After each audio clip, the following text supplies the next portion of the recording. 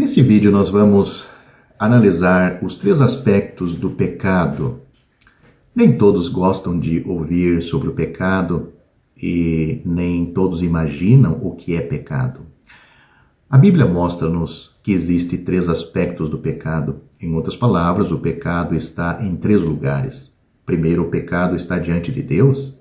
Segundo, o pecado está na nossa consciência. E terceiro, o pecado está na nossa carne.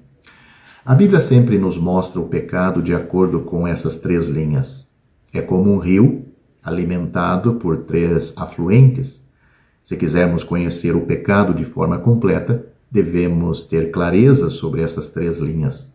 Precisamos saber que nosso pecado está diante de Deus, na nossa consciência e na nossa carne.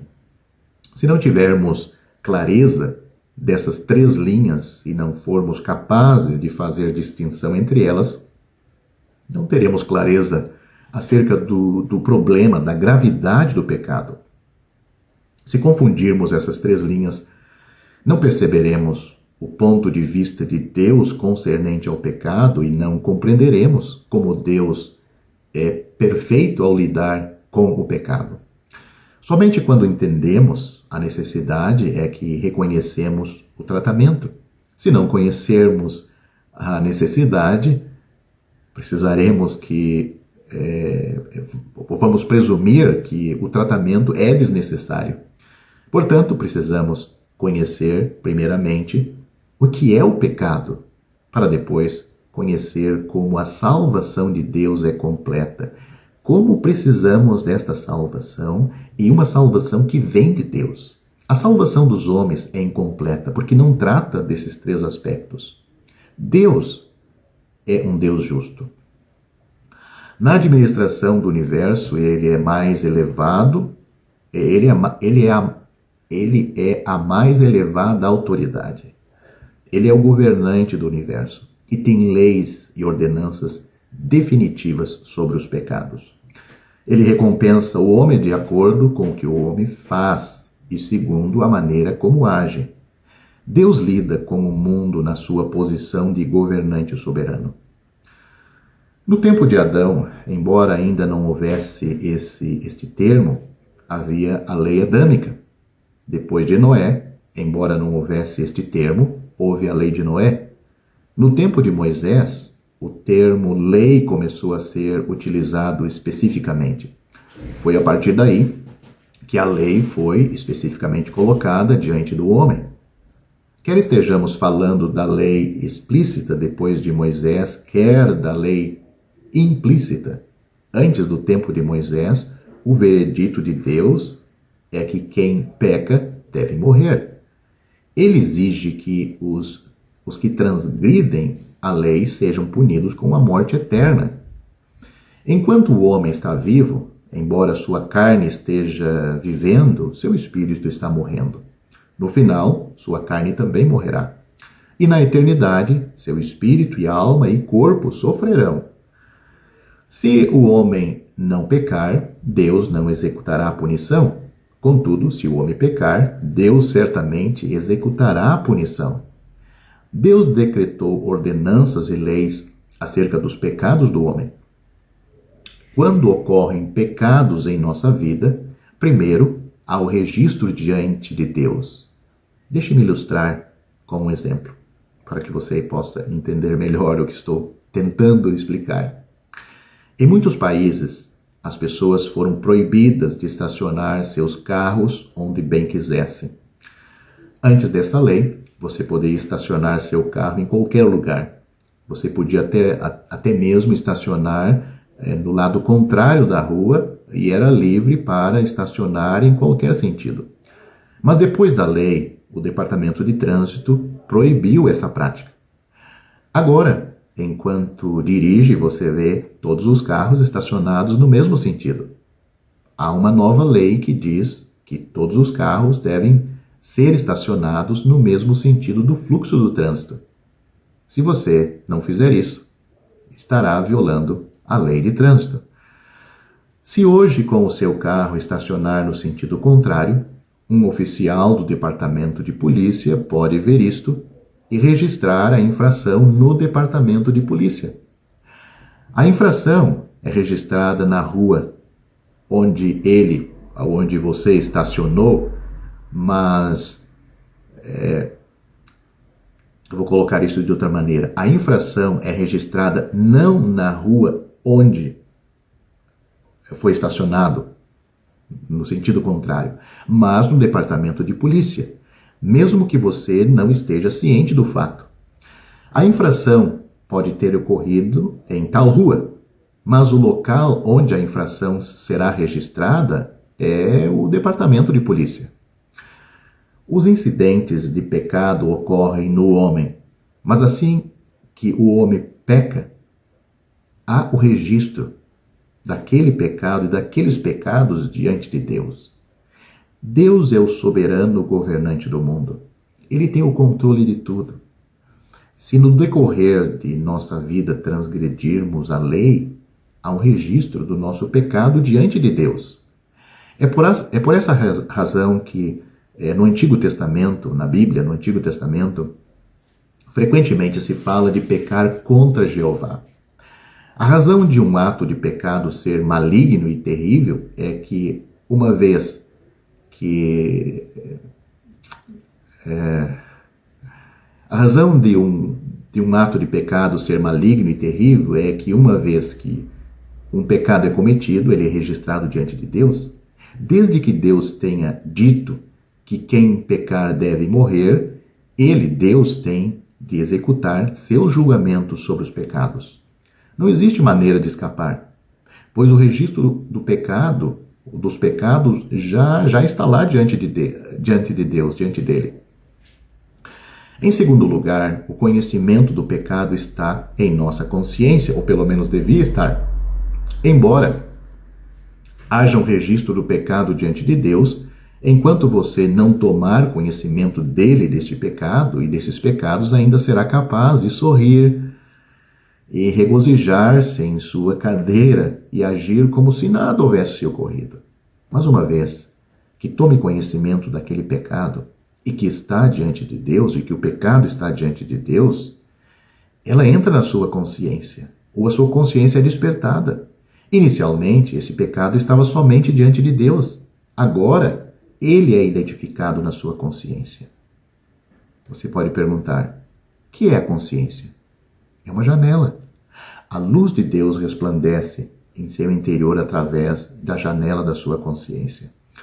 Toda vez que a luz de Deus brilha em você, você se sente pouco à vontade e sabe que fez algo errado.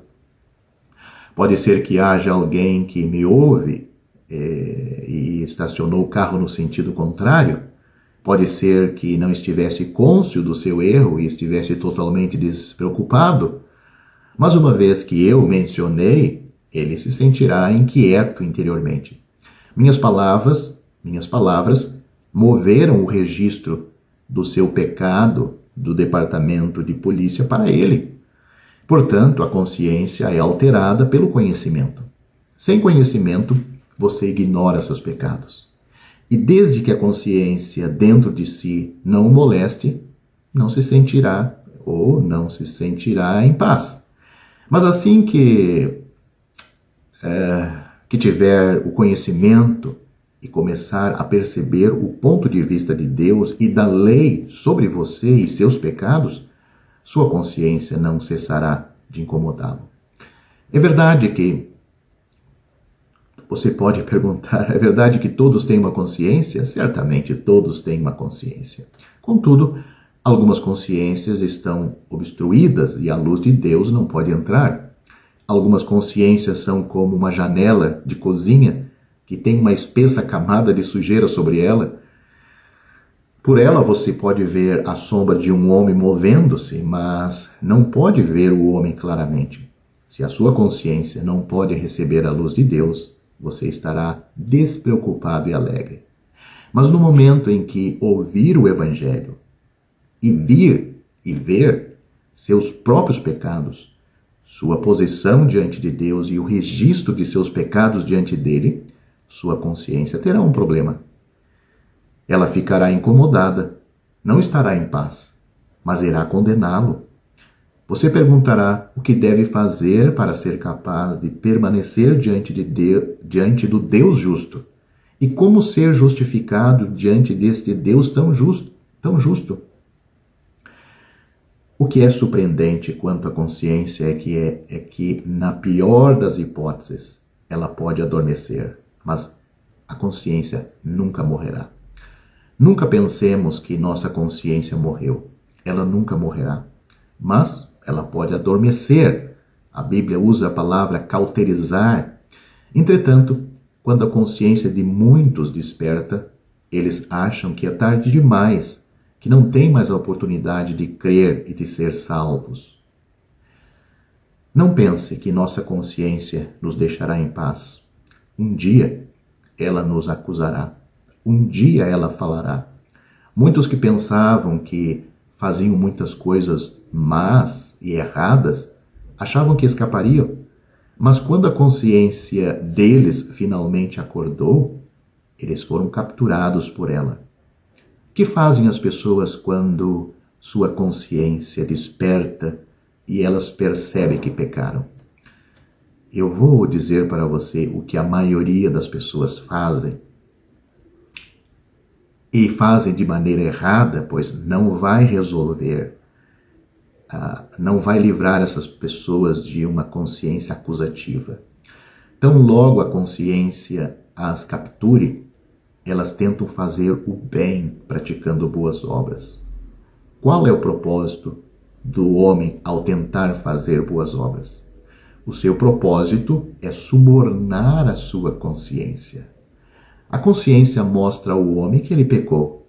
Então, agora ele faz mais atos de caridade e faz mais boas obras para dizer à sua consciência que, apesar de ter feito tantas coisas erradas, ele também faz todas essas coisas boas. O que significa fazer boas obras? Significa subornar a consciência quando esta começa a acusar, de modo a abrandar sua consciência. Esta é a forma de salvação inventada pelo homem, mas não funciona. Pode funcionar por um período de tempo, mas na hora da morte, esta pessoa sentirá um vazio e os seus pecados estão aí totalmente diante da sua consciência. Mas lembre-se de que esta é a maneira errada. Onde reside este erro básico? O erro encontra-se na nossa suposição de que o pecado existe apenas em nossa consciência. Esquecemos-nos de que o pecado também existe diante de Deus. Se o pecado existisse somente em nossa consciência, então necessitaríamos realizar, quando muito, 10 boas obras para compensar cada erro nosso. Entretanto, o problema agora não é somente com a nossa consciência. O problema agora é o que está diante de Deus. Eu não posso ser absolvido do julgamento por uma infração de estacionamento proibido apenas porque estaciono o carro corretamente uma centena de vezes depois do erro. Pecado é algo diante de Deus, não é somente algo em nossa consciência. Não somente precisamos lidar com o pecado em nossa consciência, também temos de lidar com o nosso pecado diante de Deus. Somente quando tivermos lidado com o registro do pecado diante de Deus é que o pecado em nossa consciência poderá ser tratado. E como resolver isto? Você sabe? Não podemos lidar com o problema na consciência primeiro, pois esta poderá ser apaziguada pelo auto-engano. Mas lembre-se de que a consciência nunca morrerá. Talvez você ainda não tenha visto a consciência em funcionamento, você que me ouve. Quando a luz de Deus vem, a consciência fica incomodada. Se houvesse um buraco no chão, uma pessoa em tal condição se arrastaria para dentro dele. Ela faria qualquer coisa para apaziguar sua consciência. Ela até daria sua vida para redimir-se do pecado. Por que Judas Iscariotes, que traiu o Senhor Jesus, se enforcou? porque sua consciência não o deixava em paz. Ele havia traído Jesus e sua consciência não o deixava em paz. Por que Deus não precisa enviar muitos anjos para jogar os homens no lago de fogo como se fossem pedras? Por que não há necessidade de Deus ter muitos anjos guardando o lago de fogo? O lago de fogo é um julgamento ainda futuro, é o julgamento final. Deus não teme uma revolta neste lago de fogo? É bem possível que para um homem que pecou, o lago de fogo e o inferno hoje seja mais uma bênção do que uma maldição. Talvez você que não é salvo, você está me ouvindo, talvez não concorde com isto. Quando a consciência se levanta para condenar um homem, ela exige que o homem seja punido. A punição não é apenas uma exigência de Deus, mas também do homem. Antes de ver o que o pecado é, você tem medo da punição. Mas após ver o que é o pecado, você encara a punição como uma bênção. Você já viu criminosos ou assassinos no momento da execução? Antes de ver seu pecado, um homem pode alegrar-se em matar. Mas depois de ver a sua maldade, seu pecado, ele se alegrará com sua própria execução. Portanto, o inferno não é somente um lugar de punição, é também um lugar de fuga. É o derradeiro lugar de fuga. O pecado na consciência causa dor hoje e clama por punição na era vindoura. Portanto, para Deus nos salvar, Ele precisa lidar com nossos pecados diante dEle e também precisa lidar com nossos pecados em nossa consciência. E tudo isso Deus resolveu com a morte do Senhor Jesus Cristo sobre a cruz. O sacrifício de Cristo sobre a cruz é a solução para resolver, para tirar os pecados diante de Deus e também de nossa consciência, pois ali Deus preparou uma salvação que atende às suas exigências e supre a necessidade do pecador arrependido. Deus oferece essa salvação pela fé, pela graça. É pela graça sois salvos por meio da fé. Isto não vem de vós, é um dom de Deus. Não vem das obras, para que ninguém se glorie. Por isso que Paulo e Silas podiam dizer ao carcereiro que para ele ser salvo era-lhe necessário crer no Senhor Jesus Cristo. Mas existe um terceiro aspecto do pecado. O pecado não está somente diante de Deus e na consciência do homem, ele está também na carne do homem. É isto que diz Romanos capítulo 7 e capítulo 8, que é o pecado na carne. Vimos que por um lado há o registro dos pecados diante de Deus e que por outro existe a condenação dos pecados na consciência do homem. Agora vemos o terceiro aspecto. O pecado, o poder do pecado e as atividades do pecado na carne do homem. O pecado tem o seu ofício. O pecado está chefiando. O pecado está na carne do homem como chefe. Lembre-se de que o pecado é o chefe chefiando na carne. O que quero dizer com isto? Os pecados diante de Deus e na consciência do homem são objetivos. Para mim, o registro dos pecados diante de Deus e a condenação dos pecados em minha consciência são questões do meu sentimento com relação ao pecado. Mas o pecado na carne é subjetivo. Isso significa que o pecado está habitando em mim. Ou melhor dizendo, isso significa que o pecado que está habitando em mim tem o poder de forçar-me a pecar. Ele tem o poder de incitar-me e levantar-me para pecar. Isso é o que a Bíblia chama de pecado na carne.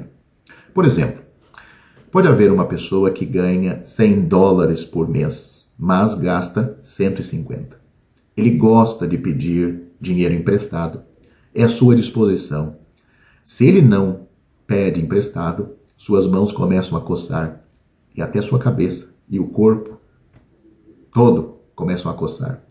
Depois de gastar todo o seu salário, ele precisa pedir algum dinheiro emprestado e gastá-lo para se sentir-se bem.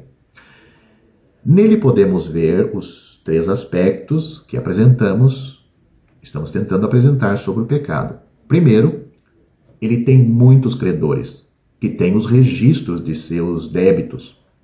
Segundo, a menos que ele não tenha consciência das consequências de se pedir emprestado, neste caso ele ainda continuará tranquilamente pedindo emprestado, ele perceberá que está em perigo e assim ficará preocupado não somente com o registro da dívida perante seus credores, mas também com a sensação desagradável que sente em sua consciência. Além disso, há o pecado em sua carne. Ele sabe que é errado pedir emprestado. Contudo, sente-se inquieto, a menos que continue a fazê-lo. Algo o está induzindo e incitando, dizendo-lhe que há meses não pede dinheiro emprestado e que deveria fazê-lo uma vez mais. O que é isto? Isso é o pecado na sua carne. Por um lado, o pecado é um fato para ele. Esse pecado resulta em um registro do pecado diante de Deus e na sua consciência. Por outro lado, o pecado é um poder na sua carne. Ele o incita e o compele. Até força e empurra-o para pecar. Se nunca resistiu ao pecado, você ainda não sentiu o poder dele. Quando falamos pecado no singular, estamos falando da natureza, da raiz.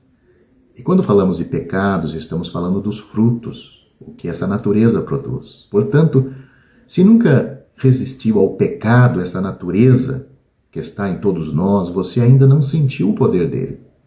Mas se tentar resistir ao pecado, sentirá o poder dele. Você não sente a força da correnteza de um rio quando se deixa levar por ela. Mas se tentar ir contra a correnteza, sentirá a força dela. A maioria dos rios em certos países correm do Ocidente para o Oriente.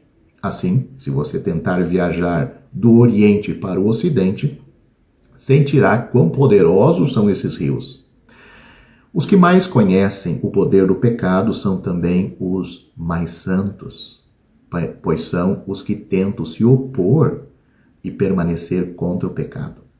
Se você se une ao pecado e segue seu curso, certamente não conhecerá sua força. O pecado na sua carne está o tempo todo incitando e compelindo-o a pecar. Mas somente quando você desperta para lidar com o pecado é que perceberá que é um pecador perdido e destinado a perecer. Só então você saberá que está sem recursos e que não tem solução para o problema do pecado em sua carne, sem mencionar a presença dos pecados na sua consciência e o registro dos pecados diante de Deus. Portanto, precisamos ver que quando Deus salva uma pessoa, ele tratou com todos os 3 aspectos dos pecados e do pecado. O pecado interior é tratado pela cruz e pela crucificação do velho homem. Esse é o último aspecto que apresentamos. Os pecados referem-se aos atos pecaminosos diante de Deus e em nossa consciência. Toda vez que a Bíblia menciona pecados, ela se refere aos atos pecaminosos diante de Deus e em nossa consciência. Mas toda vez que a Bíblia menciona o pecado na carne, ou a palavra pecado no singular, ela usa a palavra pecado e não pecados, e está falando da natureza.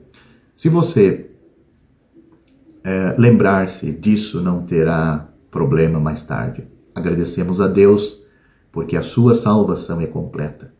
Ele tratou com nossos pecados diante dele, ele também julgou nossos pecados na pessoa do Senhor Jesus. Além disso, o Espírito Santo aplica e aplicou a obra de Cristo a nós, para que pudéssemos receber o Senhor Jesus e ter paz em nossa consciência. Sendo justificados pela fé, temos paz com Deus por nosso Senhor Jesus Cristo. Romanos capítulo 5, versículo 1. Uma vez que a consciência é purificada, não há mais percepção dos pecados. Muitos que se confessam crentes dizem que o sangue do Senhor Jesus purifica-nos de nossos pecados. Quando perguntamos se sentem paz e alegria, eles dizem que às vezes ainda sentem a presença de seus pecados. Isso é inconcebível. Estou alegre, porque quando a consciência é purificada, não mais precisamos estar consciente dos pecados. Se nossa consciência ainda está consciente dos pecados, é porque ainda há registro de pecados diante de Deus. Mas se os pecados se foram diante de Deus, pelo sacrifício de Cristo, como ainda podemos estar consciente deles? Uma vez que os pecados diante de Deus foram tratados, os pecados em nossa consciência também devem ter sido tratados. Assim sendo, não precisamos mais estar conscientes de nossos pecados. Note o que a Bíblia diz. Eis que a mão do Senhor não está encolhida para que não possa salvar, nem agravado o seu ouvido para não poder ouvir. Mas as vossas iniquidades fazem separação entre vós e o vosso Deus, e os vossos pecados encobrem o seu rosto de vós, para que não vos ouça. Isaías capítulo 59, versículos 1 e 2. Outros versículos. Porque pela graça sois salvos por meio da fé. E isto não vem de vós, é dom de Deus. Não vem das obras, para que ninguém se glorie. Efésios capítulo 2, versículos 8 e 9. Me diga aonde existe uma salvação tão completa e qual homem podia fabricar uma salvação que atenda essas três necessidades nossas de todo ser humano? Os pecados diante de Deus, como vamos atingir isto? Os pecados em nossa consciência, como vamos resolver isto? E como vamos lidar com esta natureza, o pecado em nós? Enfim, a salvação que há em Cristo resolve isto. Portanto, crê no Senhor Jesus Cristo, você será salvo. Você será um filho de Deus. Você é uma pessoa que pode habitar com Deus no céu.